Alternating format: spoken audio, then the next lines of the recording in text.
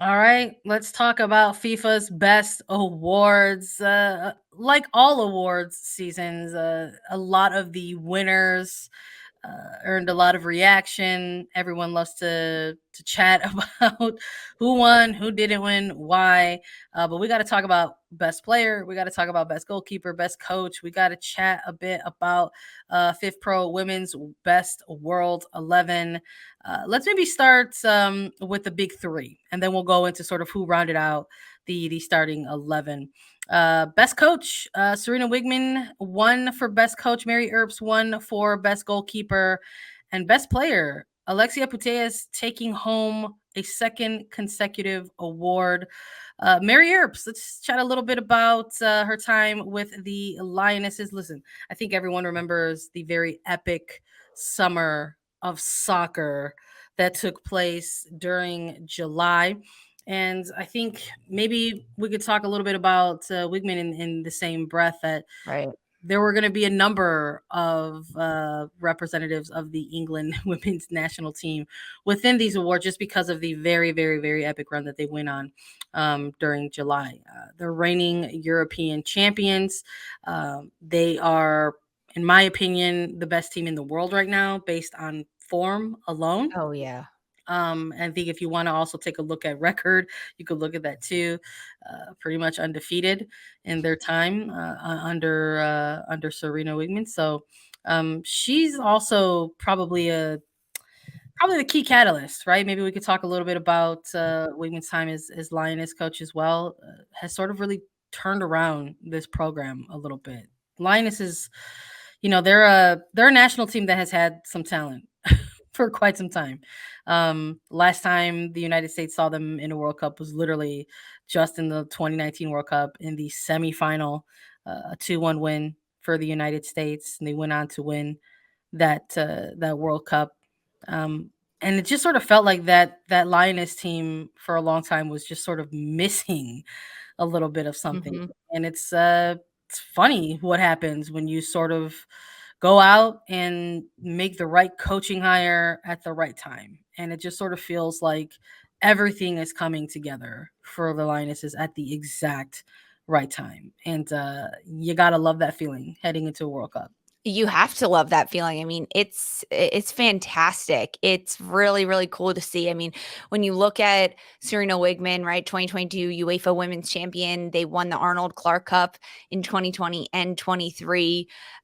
This is a team that is the best in the world right now in my eyes. And it is because of a coach like this in Serena Wigman. Really fantastic to see. But as you talked about a little bit with Mary Earps, goalkeeper of the year, well deserved, right? I mean, not only a standout with the Lionesses, but also in her club play with Manchester United. This is a player that kept 10 clean sheets throughout 2022 in the Women's Super League. So 22 games and 10 clean sheets. I mean, and not to mention Mary's play during the Euros. It's fun to see. This is a very dangerous English side, and I think it's very proving that coach and goalkeeper have won the best awards from this team alone in England. And then, of course, you mentioned Alexia Putellas as the FIFA Best Women's Player of 2022.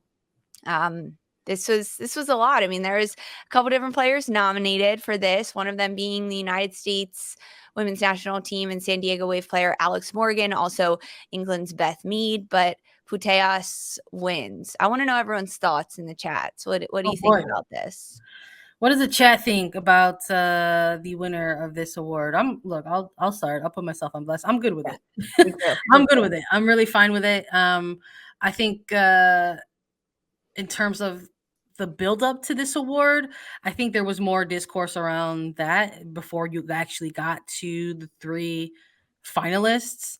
Um, and I'm disappointed to not see someone like a Sophia Smith involved, into finalist category. I'm disappointed to not see someone like Sam Kerr um, in the running for the three finalists. I don't know if people need to be reminded of this, but I think they might. The best award, the consideration for this award takes place from the day after the Olympic final. which is in August in 2021, to the day of the Euro final, which is in July of 2022. And before Putellas had that devastating injury that actually took her out of the Euros, she was actually playing a lot of kick-ass soccer. Yeah. So when you're looking at that timeline, I'm actually really Thank you. quite okay with this. I think there's an argument to be made, obviously, about Beth Mead, just because when we're looking at the trio of awards here, Earps for goalkeeper, Wigman for coach, you're thinking, well, maybe this is going to be a full Lioness sweep, but that wasn't the case for this award. Yeah, I think that's a really good point to note about when the player needs to be competing in order to be qualified for this award. Because yes, Putellas did suffer a horrible injury and hasn't been playing since that injury and will continue to be out for several months. But this award goes back to before all of that happened, right? She had 11 goals in Champions League. She was the Golden Boot winner in that Champions League. She was named UEFA Women's Player of the Year, ahead of Beth Mead. I think that Putellas deserves this. I agree with you completely. I'm not on the camp that, hey, she was injured, she shouldn't, because that's not when this award takes place. Now, that's a conversation for next year, and we'll get there when we get there. But as of right now, I think that Putellas deserves it. I think that second year in a row, it is impressive to watch this player. I've really missed her, right, in the last several months because of her injury and because she's been out. Um, but massive for a player like this to come in and win it, not once, but twice, back-to-back years. It is so fun to watch Putellas play. 100%. I'm with you. I'm in agreement in that we'll have to pay attention to the process leading up to the best, like who are going to be the finalists, who are going to be the Right. final three, and then who actually takes home the prize. It's also just interesting to note that when it comes to voting for this award, you get the national team head coaches and the captain of those national teams allowed a vote within this process. So it was very cool to sort of see kind of how the global world, when it comes to the coaches and the players, kind of view the voting process. So it was interesting to sort of see different coaches. I know folks were looking for how Becky Sauerbrunn voted, or how Black Odinowski voted, or how Wigman voted, and so on and so forth. You could definitely check out the links. They're online. The internet is free. You could go ahead and, or Google is free, and you can go ahead and take a look at that, because we want to chat a little bit about. I need to write that down. The internet is free. Yeah, well, if you go to a library, I guess, but Yes. Google is definitely free. So let's chat a little bit about the best 11, because this is going to give us an opportunity to maybe highlight a few more players when it comes to the goalkeeper position. Christiane Endler getting the goalkeeper reward there. And then we've got defenders Lucy Bronze, Maria Leon, Leah Williamson, and Wendy Bernard. For the defender core, midfielders Alexia Putellas, Kira Walsh, and Lena Oberdorf, and forwards Alex Morgan, Sam Kerr, and Beth Mead. So an interesting trio, Mhm. I think, in the top line, to sort of, it's like, hey, you've got Alex Morgan, who went on a goal scoring tear just last year. But I think if we're looking at the timeline as things, she also had a bit of a career year with Orlando before she made that exit to San Diego Wave. But it's interesting to see both Morgan and Mead on here, as they are both listed as finalists, and but the inclusion of Sam Kerr as well, who was not and who did not end up being a finalist for the FIFA Best Awards. So just sort of interesting to know. I think you're looking at that middle three, and that's a I think a case could be made for somebody like Kira Walsh to be amongst the best players in the world for this award moving forward. But not there in this year's edition of it. But yeah, the inclusion of Kira Walsh and Lena Oberdorf within this midfield, I think, goes without saying. Yeah, I think it does as well. I think it's very interesting that Mary Earps, Manchester United, England, she wins goalkeeper of the year, but she's not on the best 11.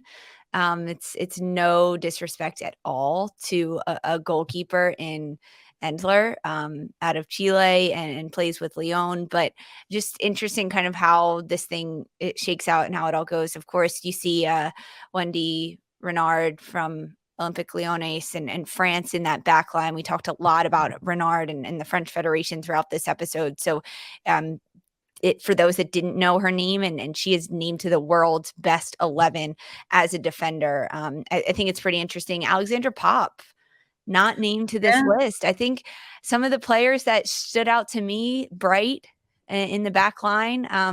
London and with Chelsea, that was a little bit surprising to me. I think Alexandra Pop in the forward group, Debinha, I think I would give a shout to that player as well. There's just so many talented so many talented players. But then when you look at Sam Kerr, Beth Mead, Alex Morgan, like who would you take out, right? That's what Oh, the yeah. decision always comes down to. If you have to add someone else in because you think they were snubbed, who would you remove from that list? And I'm just not sure. I mean, the case for Alex Morgan is impressive because her 2022 with San Diego Wave, Golden Boot winner in the league, like just going on a run. Yeah, I think she deserves to be in this conversation.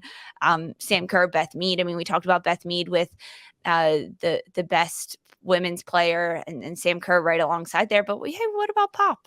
I'm just gonna throw it No, in there. no, I'm with you. I mean, I think that was one of the things that people were reacting to as well. We saw Becky Sauerbrun's votes for Morgan, right, and that also included a vote for Pop Yeah. as well. So, yeah, I mean, look, again, if we're throwing it back to the Euros specifically, we got to see a lot of great international competitive soccer within that tournament alone, and I think Oberdorf obviously on there as part of that, but to not see Pop, I think.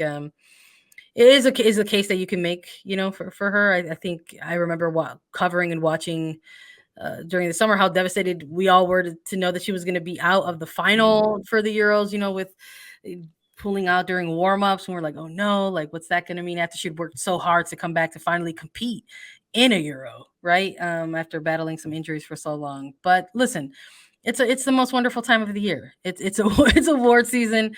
This happens every year. It happens through the final the nomination process. It happens through the finalist process. Everyone thinks someone should be in or someone should be out, but I like the way you frame it. Like if you have it in front of you, here are the winners, Mhm. right? So who are you actually rotating out to get someone in? It's curious. I look at it too. It's like if I'm kind of like, oh yeah, I really would have loved to see Sophia Smith. Well, who am I taking out, like in Yeah. that front line? It's I don't think Smith is there yet. it's I'm a gonna be beautiful honest. it's a So beautiful time we're living yeah. in, is It's all I'm saying. truly champagne problems we're Yeah. talking about here. 100%, 100%. You like it, I love it, but that's all we've got for you today.